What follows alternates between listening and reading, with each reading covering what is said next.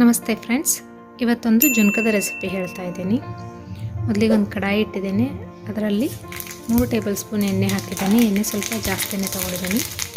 ಅದಕ್ಕೆ ಸಾಸಿವೆ ಜೀರಿಗೆ ಹಾಕಿ ಒಗ್ಗರಣೆ ಹಾಕ್ತಾ ಇದ್ದೀನಿ. ಈಗ ಈರುಳ್ಳಿ ಮತ್ತು ಕರಿಬೇವನ್ನು ಹಾಕಿ ಸರಿಯಾಗಿ ಎಣ್ಣೆಯಲ್ಲಿ ಫ್ರೈ ಮಾಡ್ತಾ ಇದ್ದೀನಿ.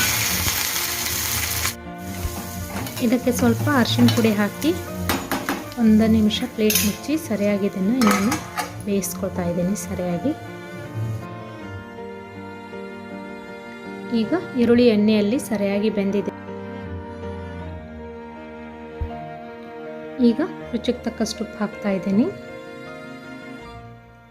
ಮತ್ತು ಅಚ್ಚ ಖಾರದ ಪುಡಿ. ಉಪ್ಪು ಮತ್ತು ಖಾರ ರುಚಿಗೆ ನೋಡಿ ನಾವು ಹಾಕ್ಕೊಳ್ಬೋದು.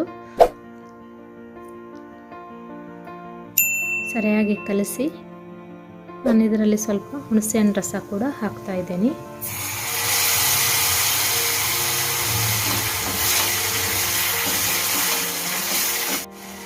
ಸ್ವಲ್ಪ ಬೆಲ್ಲ,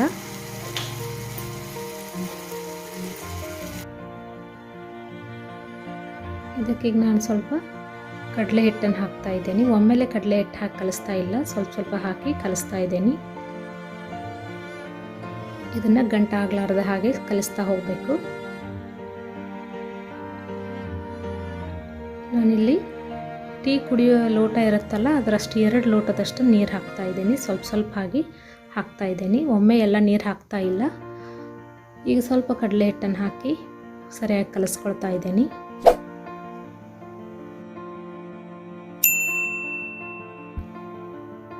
ಸ್ವಲ್ಪ ಸ್ವಲ್ಪ ಕಡಲೆ ಹಿಟ್ಟು ಹಾಗೂ ನೀರನ್ನು ಹಾಕಿದ್ದು ನಾನು ಸರಿಯಾಗಿ ಗಂಟಾಗಲಾರ್ದ ಹಾಗೆ ಕಲಿಸ್ಕೊಳ್ತಾ ಇದ್ದೀನಿ.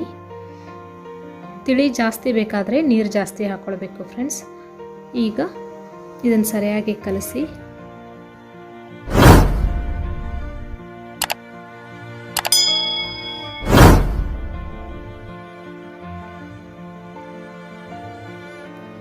ಎರಡು ಕಪ್ದಷ್ಟು ಅಂದರೆ ಟೀ ಕುಡಿತೀವಲ್ಲ ಆ ಲೋಟದಷ್ಟು ನಾನಿಲ್ಲಿ 2 ಲೋಟದಷ್ಟು ನೀರು ಹಾಕ್ತಾ ಇದ್ದೀನಿ ಇದಕ್ಕೆ ಟೋಟಲ್.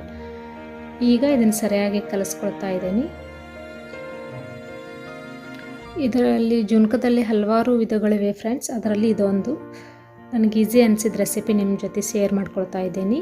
ರೊಟ್ಟಿ ಮತ್ತು ಚಪಾತಿಯೊಂದಿಗೆ ತುಂಬಾ ಟೇಸ್ಟಿಯಾಗಿರುತ್ತೆ. ನೀವು ಒಂದ್ಸಲ ಟ್ರೈ ಮಾಡಿ ನೋಡಿ. ನಾನು ಇದನ್ನು ಈ ಹದಕ್ಕೆ ಮಾಡ್ಕೊಳ್ತಾ ಇದ್ದೀನಿ. ಭಾಳ ಗಟ್ಟಿನೂ ಅಲ್ಲ, ಭಾಳ ತಿಳುವೂ ಅಲ್ಲ, ಮೀಡಿಯಮ್ ಅಳತೆಯಲ್ಲಿ ನಾನು ಇದನ್ನು ಮಾಡ್ಕೊಡ್ತಾ ಇದ್ದೀನಿ.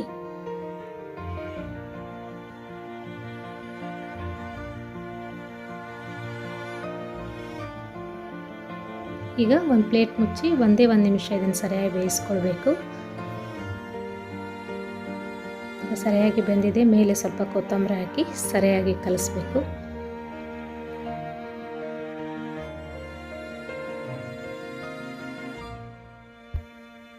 ಈಗ ಬಿಸಿ ಬಿಸಿ ಜುನ್ಕ ರೆಡಿಯಾಗಿದೆ. ನೀವು ಒಂದ್ಸಲ ಟ್ರೈ ಮಾಡಿ ನೋಡಿ ಫ್ರೆಂಡ್ಸ್. Thank you friends.